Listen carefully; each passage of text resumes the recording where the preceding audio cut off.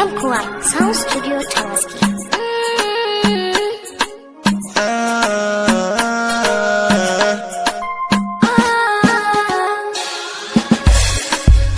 Sahibata ke nake ta kauna, Sahibina kai ne a raina, zancen so ke ce na nuna, kai ne zuciya take ta kauna. lalle na gano da kaina, M-Kuwa kai ne na raina, mai sona ke na sa gabana, ke na sa gabana, a fagen so kai ne jigona. shi yasa ni nake ta sanki, ni nake ta sanki 'yan mata na.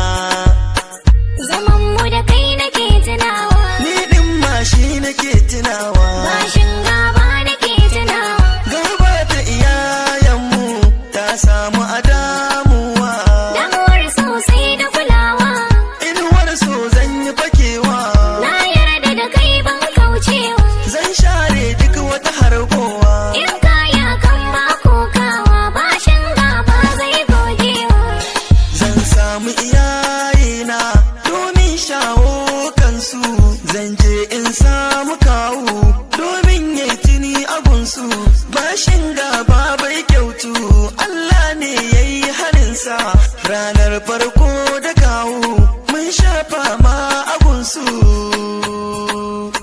rana ta biyu mun dace zancen so ai sun gamsu, ranar nan na yo murna suka ce wani su sai na rungumi abana zancen gaba ya kausu, hanya ta gidansu na kama labarin zan yi isarwa, zancen ai ta gamsu, wayo ni ban gane ba sai ba ta ya kika kuka, menene ki faɗa min.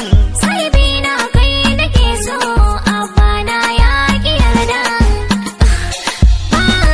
Ya ki yarda, bashin gaba yayi damkewa, auren mu da kai ya ki yarda. Ko bayan ransa yayi wasiya, ya rubuta kan takarda. Duniyar so ni da kai na yarda, kishin ka na wuce jidda. Abana ni da shi na yarda, yan kowa ne na raina. Damuwar so yau muna ciki, Allah kai ne abin bauta, kukan mu kai za ka share, kai za ka share. Damuwar so yau muna cikinta, yau muna cikinta. M-Kuwa sak mu haɗu da ku a kashi na biyu. Taku on the mix.